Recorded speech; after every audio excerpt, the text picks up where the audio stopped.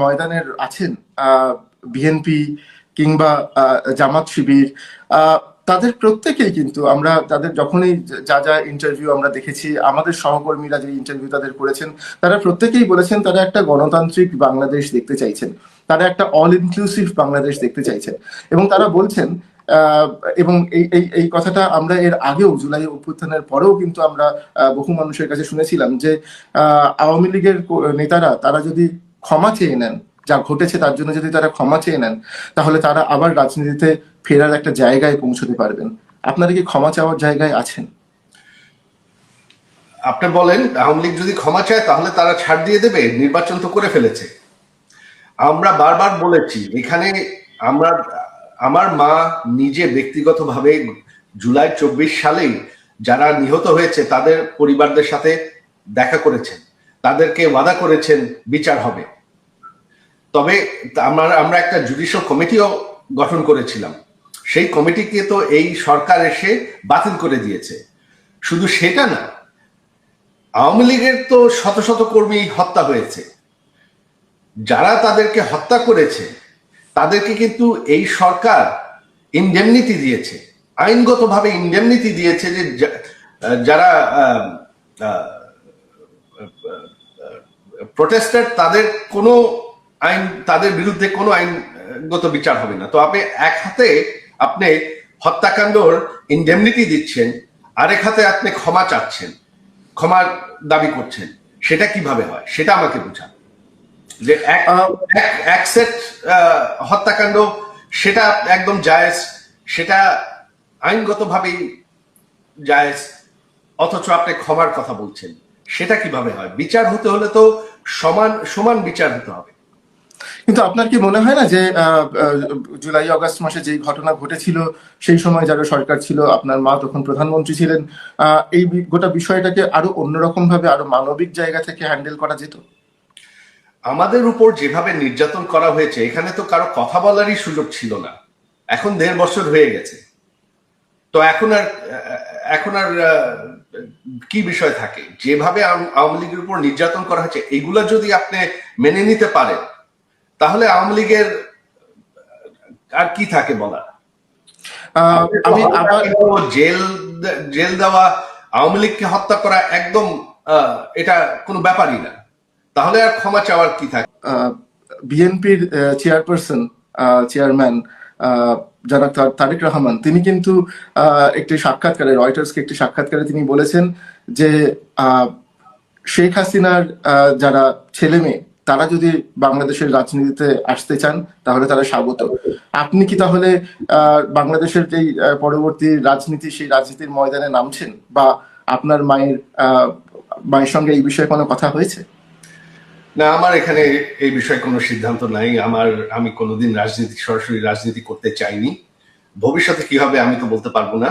তবে দেশের রাজনীতিতে কে আসবে এটা দলের কর্মীদেরই নির্ধার করতে হবে, দেশের যারা আমাদের সাপোর্টার তাদেরই নির্ধার করতে হবে। এটা আমার দায়িত্ব না।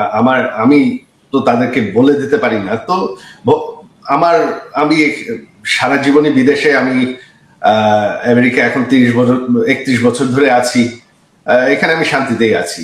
তো ভবিষ্যতে কি হবে সেটা ভবিষ্যতে দেখা যাবে। তবে বর্তমানে তো বাংলাদেশের ভবিষ্যৎ ভালো মনে হচ্ছে না। আপনার রাজনৈতিক বিষয় নিয়ে, আপনার রাজনৈতিক অবস্থান নিয়ে আমি আরেকটু প্রশ্ন করতে চাই আপনাকে। তার কারণ আমরা দেখেছি যে জুলাই গণ অভ্যুত্থানের পর থেকে যত আলোচনা হয়েছে বাংলাদেশের রাজনীতি নিয়ে, আপনি কিন্তু বারবার মুখ খুলেছেন, আপনি কিন্তু বারবার বিভিন্ন রকমের কথা বলেছেন এবং রাজনৈতিক কমেন্ট করেছেন। আপনি দেশের ভবিষ্যৎ, আওয়ামী লীগের ভবিষ্যৎ নিয়ে কথা বলেছেন। আপনি বলেছেন আপনার মা সরাসরি আর রাজনীতিতে থাকবেন না, যা নিয়ে কিন্তু আমরা দেখেছি আওয়ামী লীগের মধ্যে একটা দ্বিধা তৈরি হয়েছে, আওয়ামী লীগের মধ্যে একটা ভাব তৈরি হয়েছে। আমি এই প্রশ্ন দিল্লিতে আওয়ামী লীগের নেতাদেরকে করেছিলাম এবং তারা বলেছেন দল এমন কোনো সিদ্ধান্ত নেয়নি। আপনার কি মনে হয় যে আওয়ামী লীগের মধ্যে একটা ভাঙন তৈরি হবে না? আওয়ামী লীগ ঐক্যবদ্ধ আছে, আওয়ামী লীগ নির্যাতিত এখন, তো এইখানে তো আপনার ভাঙন হওয়ার প্রশ্নই উঠে না। কারণ আমাদের হাজার গত কয়েক সপ্তাহের মধ্যে আমাদের 20,000-এর উপর গ্রেফতার হয়েছে।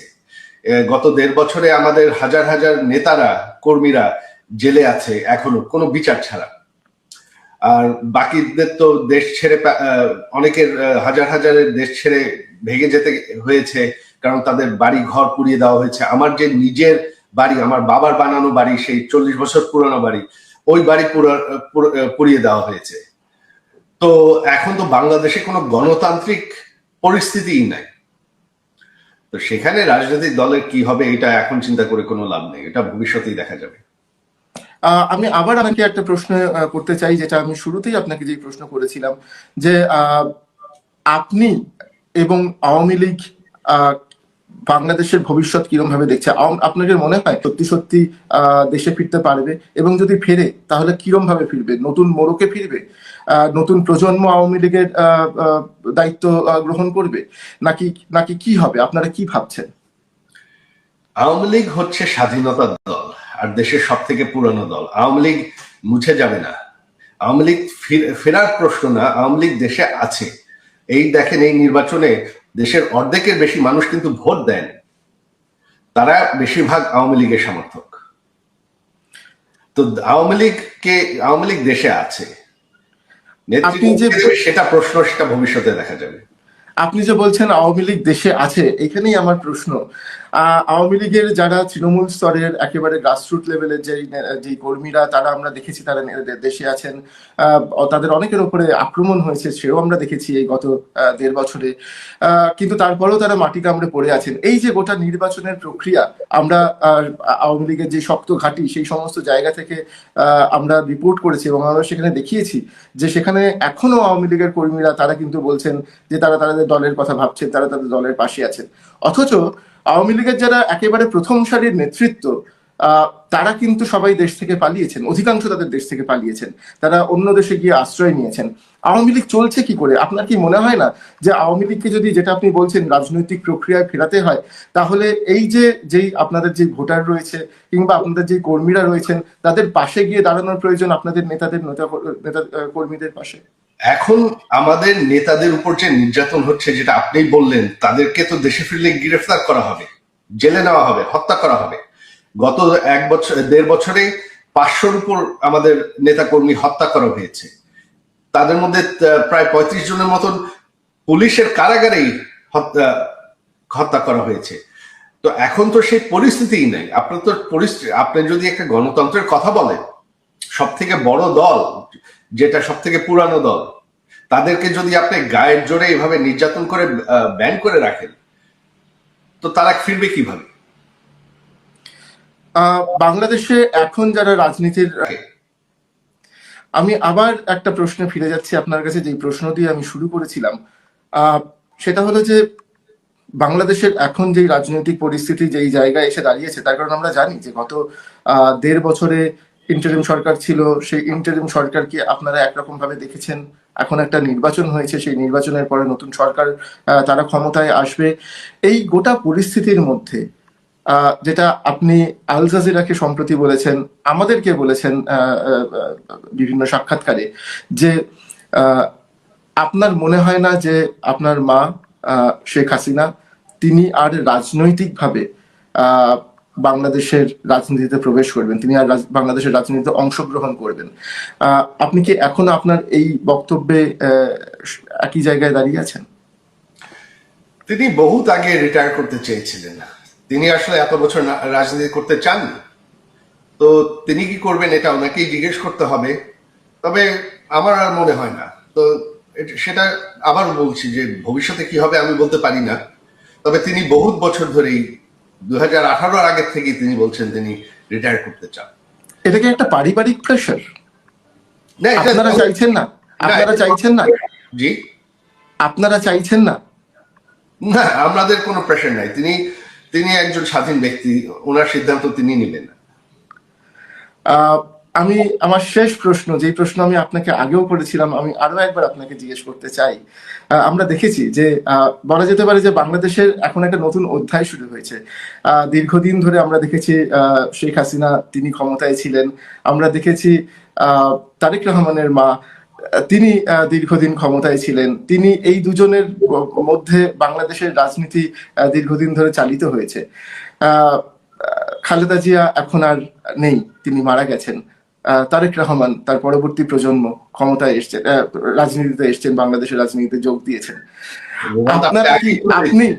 আপনি বা আপনার বোন, আপনারা কি বাংলাদেশের রাজনীতিতে কোনোভাবে যাওয়ার কথা ভাবছেন? না, আমাদের সেরকম কোনো চিন্তা নেই। তবে বাংলাদেশে এখন ভবিষ্যৎ কি হবে, আপনার যেটা বললেন যে হ্যাঁ আওয়ামী লীগ যে এত বছর ক্ষমতায় ছিল, তার আগে আওয়ামী লীগ বিএনপি দুদলই ক্ষমতায় ছিল।